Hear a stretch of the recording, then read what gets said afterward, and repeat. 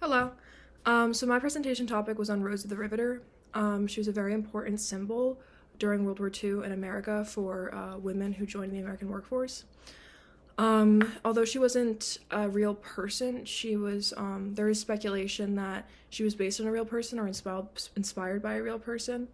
But the person that people know when they think of Rosie the Riveter is named Rose Will Monroe, who was an actual riveter in Michigan during World War II. And that is because she ended up playing Rosie the Riveter in the movie Rosie the Riveter.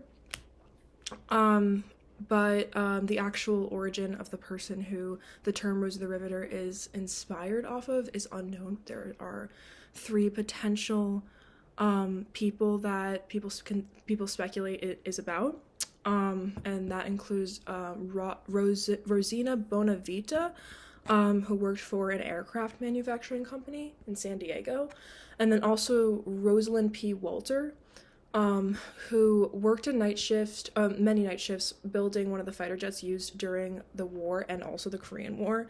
And she also was later known as a philanthropist and also a member of PBS.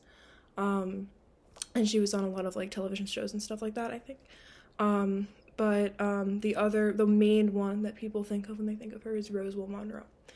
The term was coined actually from a song called Rosie the Riveter that was made in 1942 by Red Evans and John Jacob Loeb. I think that's how you pronounce it. And it was written in 1942 about basically women in the workforce who were put into these jobs that the men who were sent off to war during World War II like used to work or would work had they not been at war. And that included things like labor, manual labor, building things. A lot of these women built like munitions, airships, warships. Almost everything used during the war was built by these women in the workforce. And because the world wars are known as total wars, which means that basically a country, and in this example America, has to turn to all of their men. Every single kind of option that they can turn to within the country that they can get, they will. So that's why so many men were recruited to fight in the war, which left all of these jobs open that needed to be filled and were necessary in actually aiding the war and aiding like the kinds of technology that was used in the war. And so when these men were sent off to war, a lot of advertisements and posters and things just trying to recruit women to join the workforce were put up everywhere. And this was a big deal for women because they were like, oh my gosh, we've been working as housewives and like full-time stay-at-home moms for centuries, decades, whatever, you name it. And we would like to work too. And we want to do what these men do. We want to prove that we can do what these men do. And they did exactly that. So because of this advertisement in the year 1944, there was a 50% increase in American working women compared to the year 1940, because so many women were so eager to join the workforce and fight for their country and prove that they could do what men could do and do the jobs that, were always said that only men could do, a man's job, kind.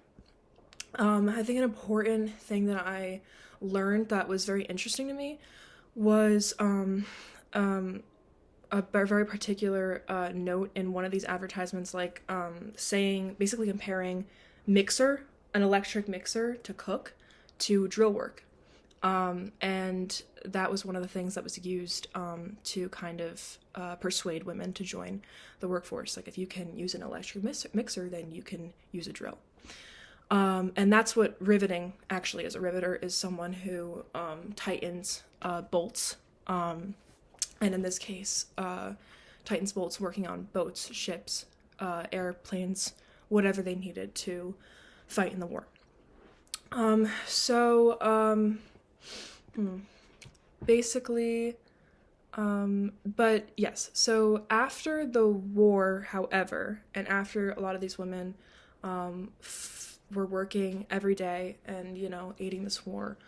When the men came home, unfortunately, these advertisements then shifted back to go back home to your domestic duties, like the war's over, like you did your job basically. And obviously, women were pretty upset about this in America. But however, because of the time period of this kind of revolution of like bringing these women into the American workforce, a lot of women were like, oh, well, guess what? We can do these jobs just as well as men, if not better, and we're going to keep doing them. So, although the amount of women in the workforce did decline after the war ended, because they were being pushed to go back to being stay-at-home moms and, back to their domestic duties, it did decline. It still was kind of like a push for these women to be able to join and to be able to, like, know that they could do it, you know what I mean? In this song called Rosie the Riveter, I think it's really, it exposes a lot of the way these women in the workforce were regarded, by Americans and the people of America and just, like, the people of the world, like, and I'll give you a few examples.